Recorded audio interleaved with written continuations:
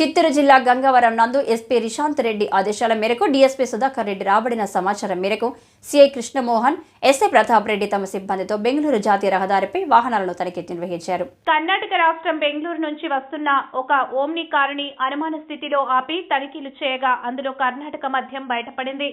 వాహనాన్ని మరియు ఇద్దరు వ్యక్తులను పోలీసులు అదుపులోకి తీసుకుని విచారించగా కర్ణాటక రాష్ట్రం నంగిలిలోని దీపిక వైన్ షాప్ క్యాషియర్ అయిన శేఖర్తో కలిసి ఆంధ్రకి మద్యం తరలిస్తున్న వ్యక్తులు గిరి, కేశవ, గంగాధరం, మణి, హరి, బాబు, వెంకటరమణయ్య, నందకుమార్ అని విచారణలో బయటపడింది.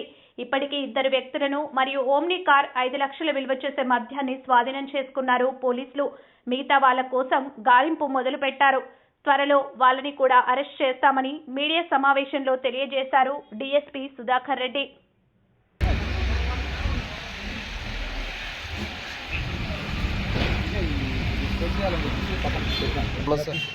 హరీష్ ఇప్పుడు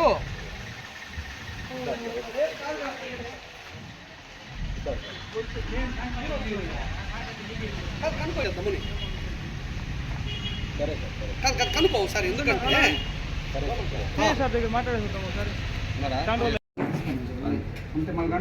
అందరికీ నమస్కారం. కొద్ది రోజులుగా ఈ గంగవరం మండలంలో ఇల్లీగల్గా కర్ణాటక నుంచి లిక్కర్ తెచ్చి అమ్ముతున్నటువంటి కొంతమంది మీద నిఘా పెట్టడం జరిగింది. దీంట్లో ఈ గంగవరం ఎస్ఐ, గంగవరం సిఈ ఇంకా సిబ్బంది కలిసి ఒక గిరి అనే అతని వ్యక్తి, ఇక్కడ చాలా కేసులు ఉన్నాయి అతని మీద నిఘా పెడితే అతను ఈ ఓమినీ వెహికల్లో బాక్సులు తెస్తా ఉన్నట్టుగా ఇన్ఫర్మేషన్ వచ్చింది.